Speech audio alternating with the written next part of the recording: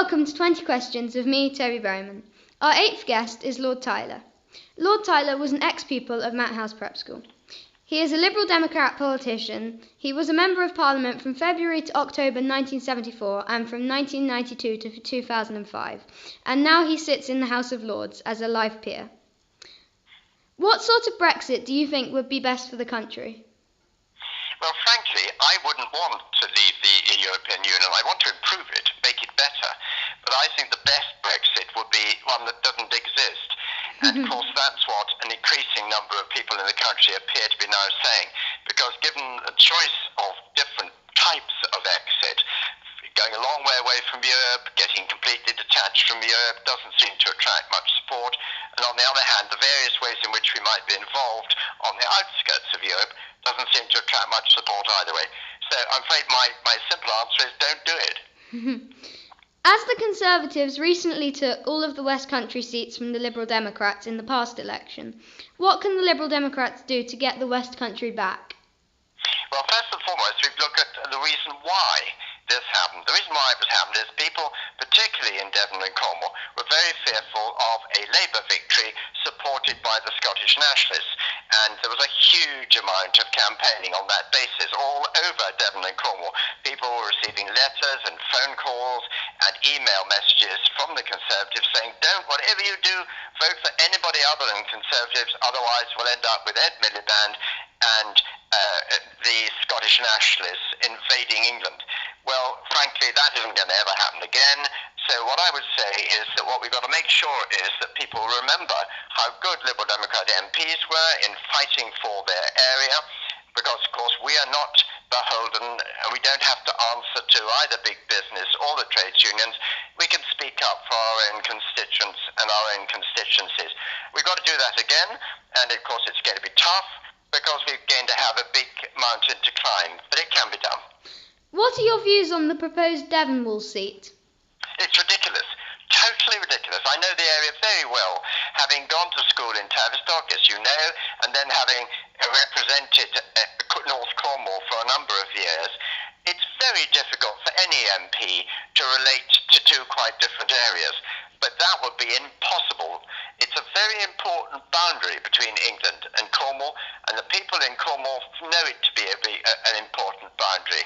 And that's why the present members of Parliament in Cornwall are going to be in some difficulty if they support the Conservative change that is now being suggested. What do you believe politicians can do to engage the younger generation? First and foremost, I think people are very mature at 16 and 17 now. This was demonstrated when they were allowed to vote in the Scottish referendum. So what I would do would be extend the franchise to people when they get to the age of 16. Most cases, of course, they won't actually vote in the general election until they're a bit older. But I've found in going to a large number of schools and sixth form colleges over recent years, they are very well informed. They know what the issues are. In some cases, they're better informed about local issues than those who've gone away from home to school or higher education or into new jobs and had therefore lost touch with the local politics that they've grown up with. So I would give that change to the electorate as being my first suggestion to improve the relationship between young people and politics. Has to be said, though, the situation has improved. More young people are now registering to vote, are voting, and there's been a big increase of young voters supporting both the Liberal Democrats and the Labour Party. What are your views on the recent US election? Horror. I have friends, cousins, relatives in the States, and they are appalled at what has happened. This seems to be just a reaction against those who've been in power in recent years with no real assessment of what that change would really mean for the United States. Horror. I think that this is a desperately difficult situation for Americans, and I don't know how they're going to get around it, because Mr. Trump has declared himself during his campaign as being in favour of some completely impossible as well as some completely stupid things, and he's now got to try and find some way of getting out of doing them. How important do you think the House of Lords is?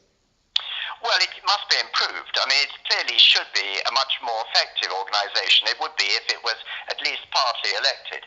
problem at the moment is every government can always say, oh yes, I know they've said something very sensible, but we won't take any notice of them because they're not elected.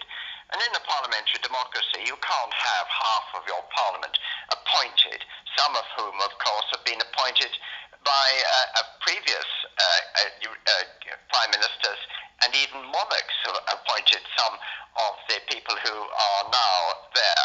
In effect, we are a very mixed sort of bag of people. We're not all working peers. There are more than 800 of us. So, however intelligent the things we do and the things we say, unfortunately, nobody's going to take enough notice of them while we're not elected. Is it true that you are descended from Bishop Trelawney? Absolutely. Absolutely right. He is my great-grandfather, I think, to the power of 8, so 8 greats. And I'm very proud of that ancestry because, of course, he stood up to the government of the day, and that was how he got his immortal recognition from the people of Cornwall as being their folk hero. Do you think a Cornish Assembly would be a good idea? We have the beginnings of a Cornish Assembly because we have a unitary authority in Cornwall now, a Cornwall Council. That's the beginning of an assembly for Cornwall. What I would want to do, in common with some other parts of the country like Yorkshire, I'd like that in that particular council, whether it's called an assembly or not, I don't think matters, to have more power to decide more things much closer to the people those decisions are going to affect. What do you think is the way forward for Cornwall? Well, I would certainly want to make sure that we keep our boundary. I think it's very difficult for Cornwall to feel that it has the same integrity, has the same unity, if there is this ridiculous proposition to go over the border into England and into Devon with one of the MPs. So that would be one thing that I think is absolutely essential. But beyond that, as I've already said, I would want to give the Cornwall Council more power to decide more of the decisions that have to be made in Cornwall for the people of Cornwall. Please tell me a bit more about your time at Mount House. Did you say you were one of 6 brothers? Yes, 6 of us all went to Mount House, and we followed another cousin before that. We all, I think, enjoyed our time at Mount House very much indeed. At the time, the head was an amazing character, a very charismatic character. I always thought of him as a sort of retired pirate because he seemed to adopt a very imaginative approach to education and to the way in which we all were given opportunities in the school. I'll give you a little example of that. There was a thunderstorm one night, and I was in what was called the Benbow dormitory. Still is, yeah, it's a common room now. That was because the head was ex-Navy himself. And in the middle of the night, in a thunderstorm, flashes of lightning, a window fell in on top of one of the pupils. He was fortunately not badly hurt, but it was obvious that none of us were going to get any sleep. So Mr. Wedd, the head, decided that we'd all run down to the river, down to the Tavy in the middle of this storm and have a swim, which we did in the lightning, in the storm. It was very exciting. I remember it now. By the time we got back, somebody had patched up the window, probably poor Mrs. Wedd, who was left to patch up the boy who was underneath the window, I suspect, and we all slept very soundly. Now, not many schools can have that sort of experience, and I think that the fact that he approached life in that sort of way, that buccaneering way, rubbed off on us all, and we all enjoyed it. Now on to our 10 set questions, which we ask everybody who joins us on 20 questions. What is your favourite piece of music? I think I would say Beethoven's Pastoral Symphony. I know it a little better than some. I'm not very musical, but at one point I remember being taken all the way through it and having it all explained to me, and it still remains with me as a favourite. If you could invite 3 people, dead or alive, to a dinner party, who would you choose and why? Well, the 3 I thought of when you warned me of this question happened to be all comedians. I think a sense of humour is so important in whatever you're doing in life, and particularly perhaps in politics at the moment. So, the 3, 2 of them, I'm sorry to say, are dead, and those 2 are actually also Americans, Groucho Marx and James Thurber, but I think they'd have me in fits. But Sandy Toksvig, who is still very much alive and broadcasts on both television and radio regularly, I think she'd be wonderful too. What is your favourite piece of literature and why? Well, I don't know whether I'm allowed to cheat a little bit, but actually what I would like to suggest is Rudyard Kipling's short stories, particularly the ones about England. He's famous for his books about India, but I think his books about England are just as good, and some of them very funny again. As you can see, I'm rather into funny books and funny people. What is your favourite place and why?